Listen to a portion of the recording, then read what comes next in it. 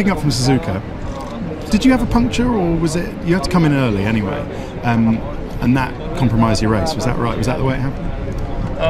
Yeah, it definitely did compromise the race, but I think when you're looking back in the actual race, they said that I had a puncture, and that's coming up to 130R, and I was thinking, okay, I don't want to get flat out through here if I do have a puncture. And the previous corner, I did have some oversteer moments. That's where Jenson overtook me, but my tyres had degraded quite a lot, and I backed off there, which lost me a huge amount of time. And it turns out that we didn't have a puncture; it was just heavy degrading. So I think looking back, we had a massively stiff setup, which we had got from testing on the simulator, which was from the wrong direction.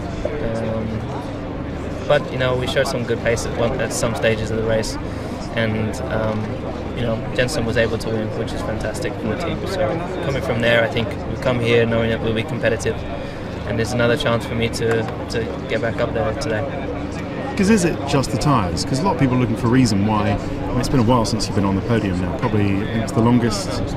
It's been 5 races since you've been off the podium. I think that must be. I've been following your career for ages. It must be the longest you've been off the podium. It's one of the longest, but it's not just about tyres. It's about driving. It's about where you are in your head. It's about a combination of things, and I've just not been doing the job.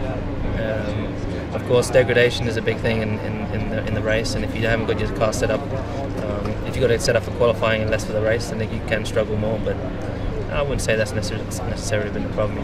Spa, I got caught out. I was P2. I could have finished on the podium, but I didn't. Hungary, I was P1 and spun, and I could have been further up, could have won the race, and so on and so forth. So it's just self errors, and there's nothing, human errors. You can't do too much about it, but learn from them. So people will be asking, what the problems are. Is that something you can shed any light on? Nope. Okay, well that's fine. There's not really no. It's just I can't really explain. There isn't.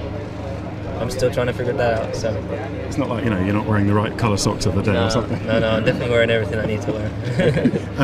Then I guess the question is, will a win, for example, maybe here, change all that and get you back to happy Lewis? I don't think so. I think a win would be great for the team, but I think it would take some time. It would take a lot to recover from the difficulties we've had this year. But but I'm still here. I never give up. I still keep pushing, regardless of how many blows that I take, and I try to stand for. I've always said I never give up, and I try to stand by that and stand for that, and hope that encourages young kids around the world to no matter how tough it gets in racing, because I'm certain that a lot of kids and people have the struggles that I'm having.